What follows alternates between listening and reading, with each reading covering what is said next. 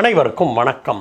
ஈரானிய மதகுருவை வேணும்னே தான் நாங்க கொன்னோம் அப்படின்னு சொன்னதோட இல்லாம ரொம்பவுமே அதை எகத்தாளமாக ஒரு மாதிரி கிண்டல் பண்ணி அவர்களை பற்றி பேசியிருப்பது இன்றைக்கு உலக அளவில் பலருடைய மனதையும் புண்படுத்தி இருக்கிற நண்பர்களே. உலக மக்கள் பலரும் இதை கேட்டு கொந்தளிச்சிருக்கிறாங்க. இதை யார் சொல்லியிருப்பாங்க அப்படின்னு நீங்க எல்லாரும் கெஸ் பண்ணியிருப்பீங்கன்னு நினைக்கிறேன். வேற யாரும் இல்ல, நம்மளோட யுகத்தின் மிக அதிபுத்திசாலியாக இருக்கிற மிக திறமையான மனிதன் சொல்லிக்கிற அமெரிக்க அதிபர் ட்ரம்ப் தான். அவர் தான் இப்பொழுது இப்படி ஒரு கேவலமான ஒரு செயலை செய்திருக்கிறார் நண்பர்களே. இதை பற்றி இன்றைக்கு தெளிவாக பார்க்கலாம். அவர் என்ன பேசினாரு, என்ன கான்டெக்ட்ல பேசினாரு, எதற்காக இப்படி கெக்கலை கொட்டிக்கிட்டு சிரிச்சாரு அப்படிங்கிறத முதல் செய்தியாக பார்க்கலாம். இரண்டாவது செய்தியாக இன்னொரு முக்கியமான செய்தி, பாகிஸ்தானை விட்டு வெளுத்து வாங்கி இருக்குது ஈரான் அப்படிங்கிற பார்க்கிறோம். பாகிஸ்தானுக்கும் மத்தியஸ்தம் பண்ற வேலைக்கும் சம்பந்தமே இல்லை, நாங்க அதற்கு ஒப்புக்கொள்ளவே இல்லை, பாகிஸ்தான் செய்யறது வெறும் கண் துடைப்பு அப்படின்னு சொல்லி ஈரானுடைய தலைவர்கள் சொல்லியிருக்கிறாங்க.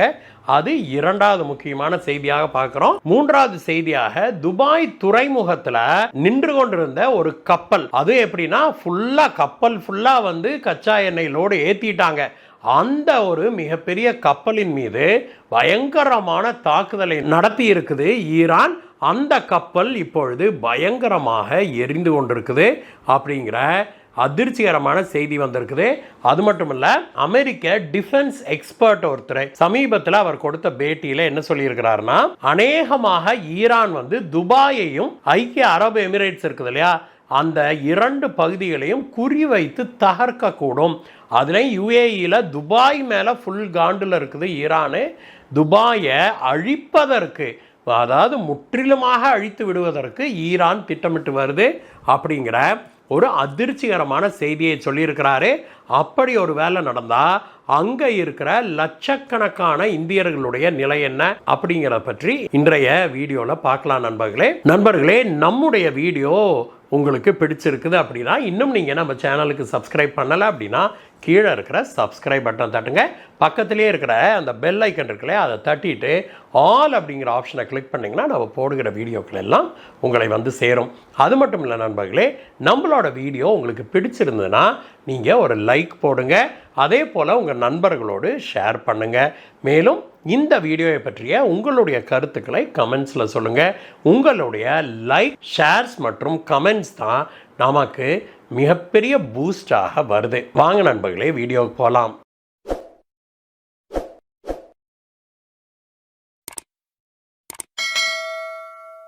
நண்பர்களே, இந்த அளவுக்கு ஒரு கேவலமான ஒரு பெரிய நாட்டு தலைவர் இதுவரை இருந்ததில்லை அப்படின்னே சொல்லணும். அந்த அளவுக்கு தரம் தாழ்ந்து பேசிக்கொண்டிருக்கிறாரு அமெரிக்க அதிபர் ட்ரம்ப். நேற்றைய தினம் பத்திரிகையாளர்களிடம் பேசிய போது அவர் என்ன சொன்னார் அப்படின்னா, அமெரிக்கா ஈரானுடைய மத தலைவர் அயத்துல்லா கமேனி இருந்தார் இல்லையா, அவரை நாங்க ஒரு பழிவாங்கும் செயலுக்கு தான் நாங்க அவரை கொன்னோம், வேணும்னே தான் நாங்க கொன்னோம் அப்படின்னு எகத்தாளமாக பத்திரிகையாளர்களிடம் சொன்னதோட இல்லாம அதை சொல்லிவிட்டு கொக்கரித்து சிரிக்கவும் செய்தாரு அமெரிக்க அதிபர் ட்ரம்ப்.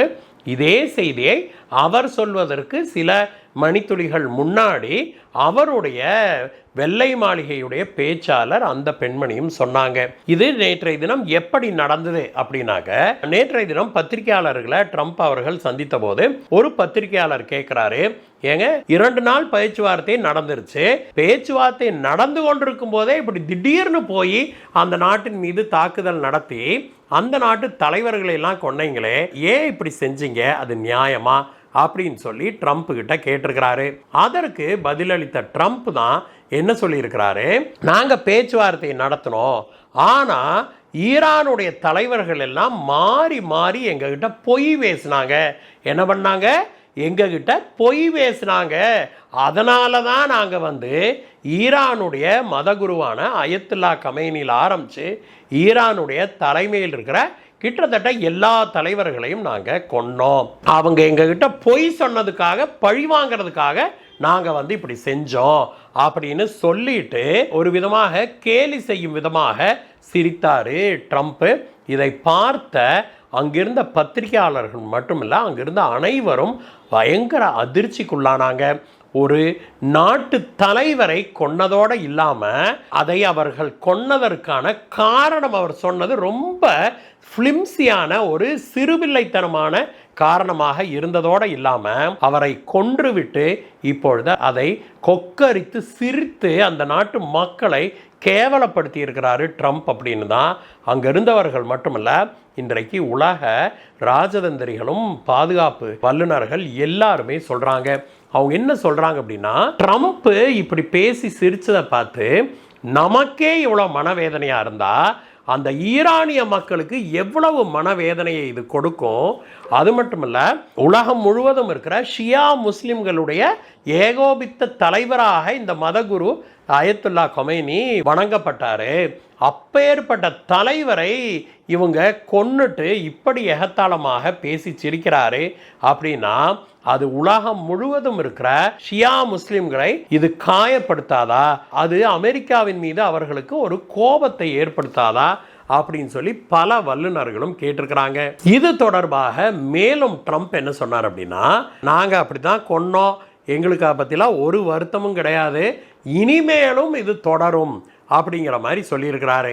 அவர் என்ன சொன்னார் நேற்று, இப்பொழுது மீண்டும் ஈரானோடு பேச்சுவார்த்தை நடக்குது, ஆனால் அந்த பேச்சுவார்த்தையில் ஈரான் இறங்கி வரல, ஸ்ட்ரெயிட் ஆஃப் ஹார்மோஸை ஃப்ரீ பண்ணலை அப்படின்னா கண்டிப்பாக ஈரான் அதற்கான விலையை கொடுக்க வேண்டியது வரும் அப்படின்னு சொன்னார். அதற்கு முதலாவதாக அவர் சொல்கிறது, அந்த கார்க் ஐலண்ட் இருக்குது இல்லையா, ஈரானுடைய 90% கச்சா எண்ணெய் ஏற்றுமதியை இந்த கார்கு தீவில் தான் எடுத்து ஏற்றுமதி பண்ணுறாங்க. அந்த கார்கு தீவை ஈரான் மரியாதையை எங்ககிட்ட கொடுத்துருட்டோம், அப்போ அவங்களுக்கு பாதிப்பு இருக்காது. இல்லை அப்படின்னா கார்கு தீவை நாங்கள் கைப்பற்றுவோம், முடியலைன்னா அழிச்சிடுவோம் அப்படின்னு சொல்லி ட்ரம்ப் சொல்லியிருக்கிறது உலக அளவில் பெரும் அதிர்ச்சியை ஏற்படுத்தி இருக்குது.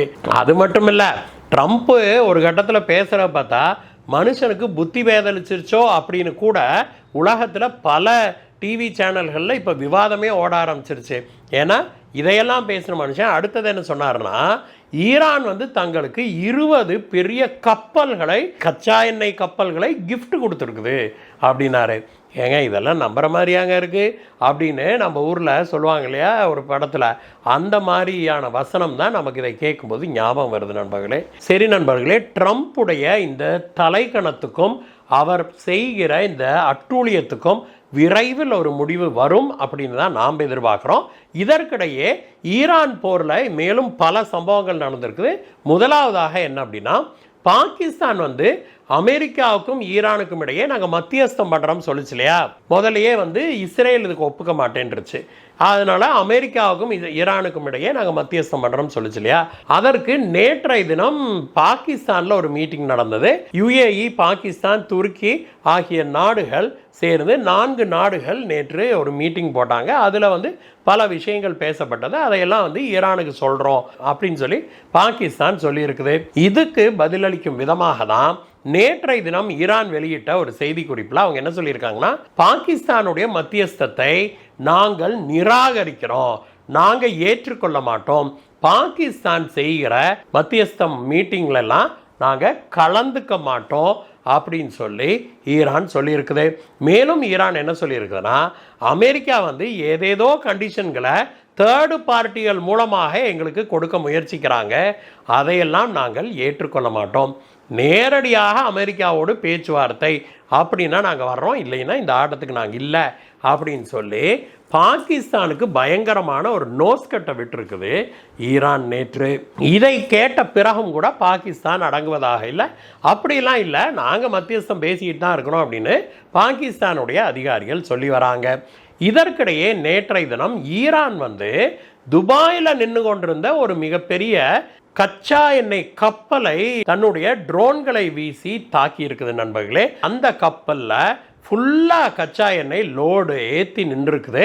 அந்த கப்பலின் மீது தன்னுடைய ட்ரோன் தாக்குதலை நடத்தினதில் அந்த கச்சா எண்ணெய் கப்பல் இப்பொழுது தீப்பிடித்து கொழுந்து விட்டு எரிந்து வருவதாக செய்திகள் வெளியாகி இருக்குது. இது மட்டுமல்ல, நேற்றைய தினம் ஈரான் இஸ்ரேலின் மீதும் தாக்குதல் நடத்தி இருக்குது.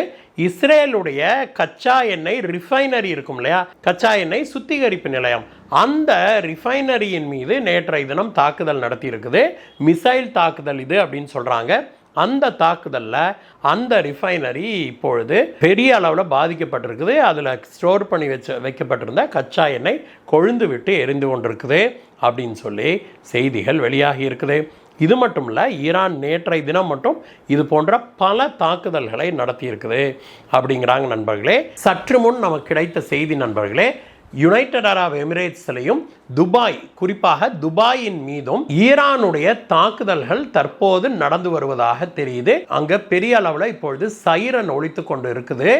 மிசைல் மற்றும் ட்ரோன் தாக்குதலை இப்பொழுது ஈரான் துபாய் மேலையும் UAE முழுவதும்லையுமே நடத்தி கொண்டு இருப்பதாகவும், அதை எதிர்கொள்ள அந்த நாட்டுடைய வான் பாதுகாப்பு சிஸ்டம் அதனுடைய பங்குக்கு ஏவுகணைகளை வீசி முடிந்தளவு ஈரானுடைய ஏவுகணைகளையும் ட்ரோன்களையும் தடுத்து வருது அப்படிங்கிற செய்தி இப்பொழுது நம் காதுகளுக்கு எட்டி இருக்குது. இன்னும் சில மணி நேரங்களில் இதனுடைய ஸ்டேட்டஸ் என்ன அப்படிங்கிறது தெரியும் நண்பர்களே. எது எப்படி இருந்தாலும் நண்பர்களே, மத்திய கிழக்கில் நடந்து வருகிற இந்த போர் உண்மையிலேயே நமக்கு கவலை அளிக்கிற ஒரு விஷயமாக இருக்குது. அது எங்கேயோ நடக்கிற ஒரு போர் அப்படின்னு நம்மளால கடந்து போக முடியாது. ஏன்னா நம்மளுடைய தினசரி வாழ்க்கையும் இதுல பெரிய அளவில் பாதிக்கப்பட்டிருக்குது. ஏற்கனவே இங்கே LPG சிலிண்டருடைய விலை 60 ரூபா ஏறிடுச்சு. அதற்கு பிறகு பெட்ரோல் டீசல் விலை, சீமெண்ணெய் விலையெல்லாம் ஏறிடும் அப்படின்னு நம்ம பலரும் பதற்றத்தில் இருந்தோம். நல்ல வேலையாக மத்திய அரசு தலையிட்டு இப்போதைக்கு அதில் எந்த விதமான விலையேற்றமும் இல்லை அப்படின்னு சொல்லி அதில் மானியத்தை அதிகப்படுத்தி நமக்கு விலையேற்றம் இல்லாமல் காப்பாற்றி இருக்கிறாங்க மத்திய அரசாங்கம். இந்தியாவை தவிர உலகின் பெரும்பாலான நாடுகளில் பெட்ரோல், டீசல், சீமெண்ணெய் விலை பயங்கரமாக ஏறிடுச்சு அப்படிங்கிறத நாம் பார்க்குறோம் நண்பர்களே.